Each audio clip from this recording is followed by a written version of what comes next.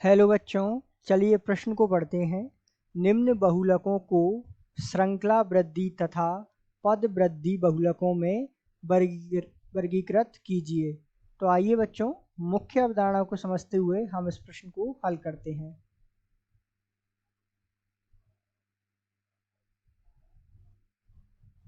यदि हम बात करें विस्तार से एक एक बहुलक की, तो सबसे पहले आइए मुख्य अवधारणा के रूप में हम श्रृंखला वृद्धि बहुलक को समझते हैं।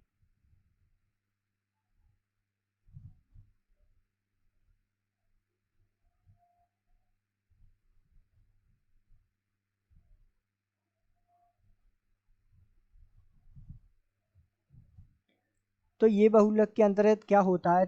तो इस बहुलक के अंतर्गत जो है योगात्मक बहुलीकरण की प्रक्रिया संपन्न होती है।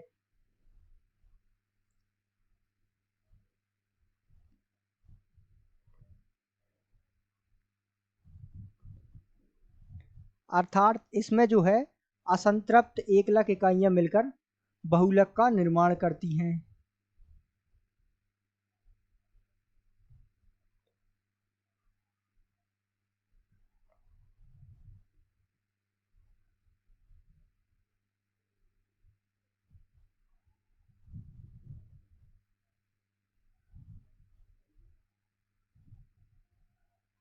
जो है बहुलक का निर्माण करती हैं।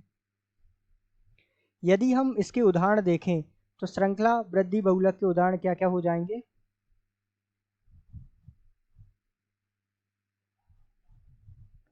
तो इसके उदाहरण होंगे ब्यूना एस,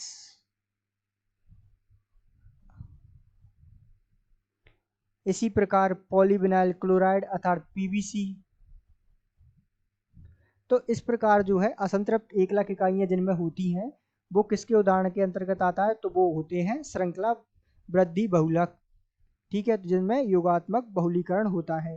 अब आइए हम समझते हैं पद वृद्धि बहुलकों को। तो ये जो है पद वृद्धि बहुलक, इन्हें आप पद वृद्धि या कहें तो चरण वृद्धि या कहें तो क्रमिक वृद्धि बहुलक के नाम से भी जानते हैं। तो इनमें क्या होता है समझिएगा, ये जो बहुलकन की प्रक्रिया है इसमें होता है कि दो या दो से अधिक क्रियात्मक समूह वाले एकलक जो होते हैं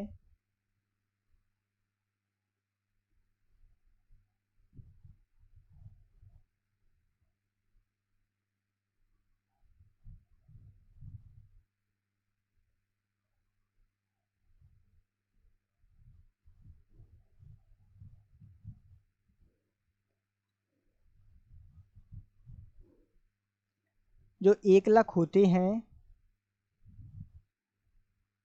उनके संगनन द्वारा जो है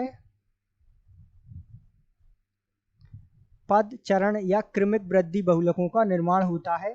और इस बहुलीकरण की प्रक्रिया को हम संगनन बहुलीकरण प्रक्रिया के नाम से जानते हैं, अर्थात संगनन बहुलक के अंतर्गत ये आते हैं। तो आइए अब इसके उदाहरण देखते हैं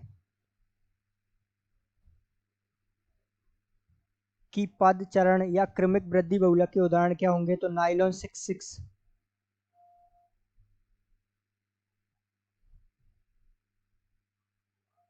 इसी प्रकार इसका अगला उदाहरण टेरिलीन।